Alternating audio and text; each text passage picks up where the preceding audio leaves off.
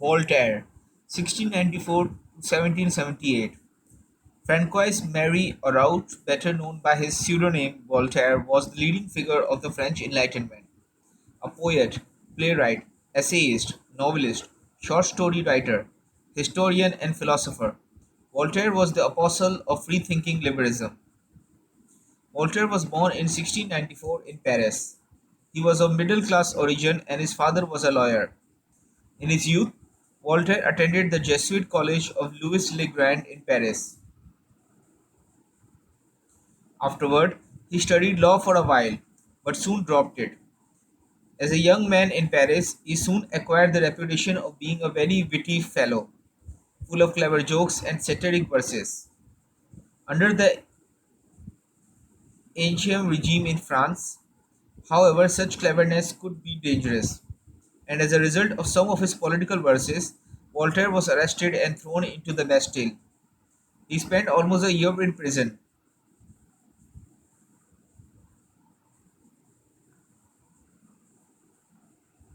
where he occupied his time by writing an epic poem,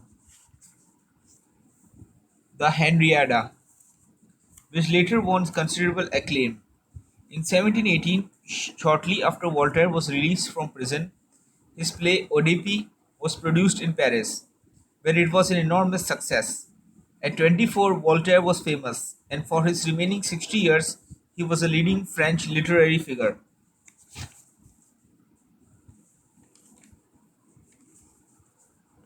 Voltaire was clever with money as well as with words, and he gradually became an independently wealthy man. In 1726, however, he ran into some trouble. Voltaire had already established himself as the wittiest and most brilliant conversationalist of his time, and perhaps of all time. He lacked, however, the modesty which some French aristocrats felt was appropriate for a commoner. This led to a public dispute between Voltaire and one such aristocrat, the Chevalier de Rohan, in which Voltaire's wit got him the better of the verbal fighting. Soon afterwards, however, the Chevalier had Voltaire beaten up by a group of ruffians and later on thrown into the Bastille. Voltaire was soon released from jail on the condition that he leave France. He therefore went to England, where he stayed for about 2.5 years.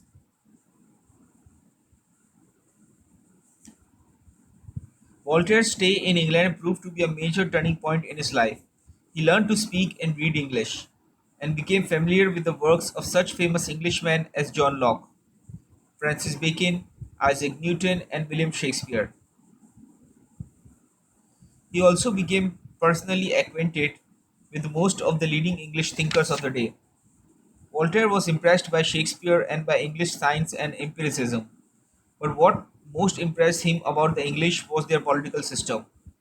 English democracy and personal liberties presented a striking contrast to the political conditions which Voltaire knew in France. No English lord could issue a letter de cachet and thereby have Voltaire summarily thrown into jail. And if for any reason Voltaire were to be detained improperly, a writ of habeas corpus would soon get him released. When Voltaire returned to France, he wrote his first major philosophical work, the Lettres philosophiques, usually called the Letters on the English. That book, which was published in 1734, marks the true beginning of the French Enlightenment. In the Letters on the English, Voltaire presented a generally favorable description of the British political system and of the ideas of John Locke and other English thinkers.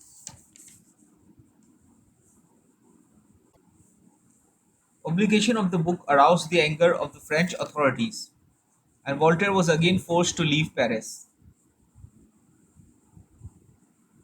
Voltaire spent most of the next 15 years in Syrie in eastern France, where he was the lover of Madame du Châtelet, the brilliant and educated wife of a marquis.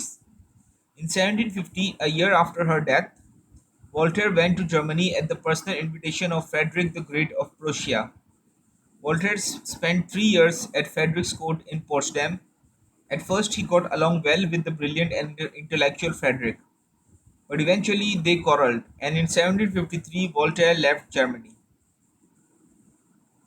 After leaving Germany, Voltaire settled on an estate near Geneva, where he could be safe from both the French and Prussian kings. However, his liberal views made even Switzerland a bit dangerous for him.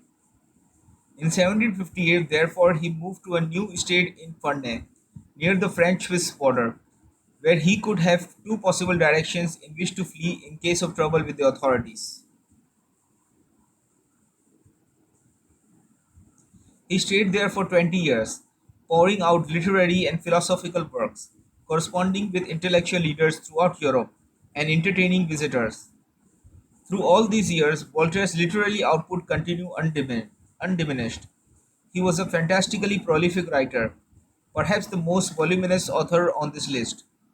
All told, his collected writings run to well over 30,000 pages.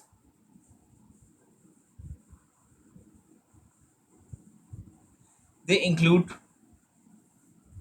epic poems, lyric verse, personal letters, pamphlets, novels, short stories, plays, and serious books on history and philosophy.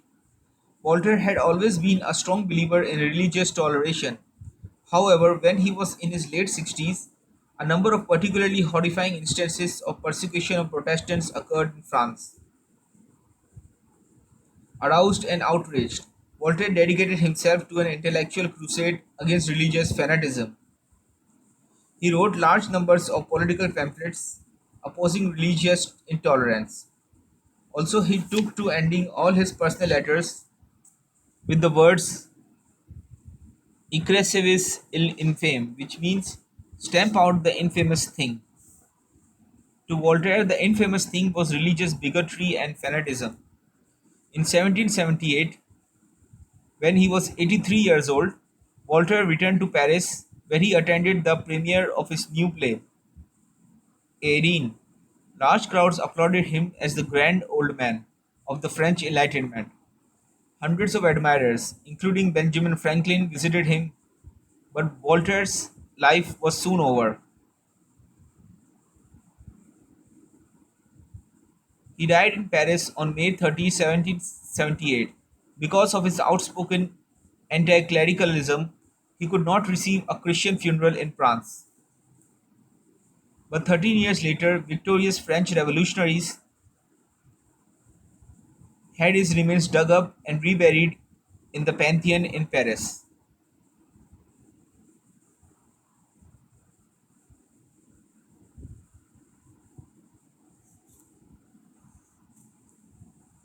Voltaire's writings are so voluminous that it would be very difficult to list even his major works in a short article. More important than the titles, though, are the basic ideas which he promoted throughout his career. One of his strongest beliefs was in the necessity for freedom of speech and of the press. A remark frequently attributed to him is, "I disapprove of what you say, but I will defend to the death your right to say it."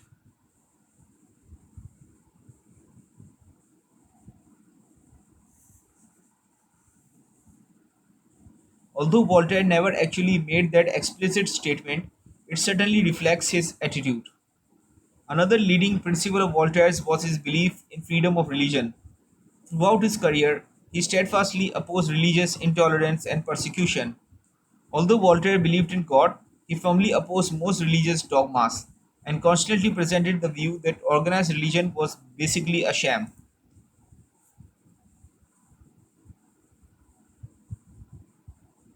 Quite naturally, Voltaire never believed that the titled aristocrats of France were wiser or better than he, and his audience learned that the so-called divine rights of kings was a lot of nonsense. Although Voltaire himself was far from a modern-style democrat, the main thrust of his ideas was plainly opposed to any form of hereditary rule. It is therefore not surprising that most of his followers came to favor democracy. His political and religious ideas were thus in the mainstream of the French Enlightenment, and they contributed substantially to the French Revolution of 1789. Voltaire was not himself a scientist, but he was interested in science and was a firm supporter of the empirical outlook of Francis Bacon and John Locke. He was also a serious and capable historian. One of his most important works was his Universal History, the essay on the manners and spirit of nations. This book differed from most previous histories in two main respects. First, Voltaire recognized that Europe was only a small part of the world, and he therefore devoted a considerable portion of his work to Asian history. Second, Voltaire took this view that cultural history is, in general, far more important than political history. His book is therefore concerned more with social and economic conditions and the development of the arts than with kings and the wars they fought.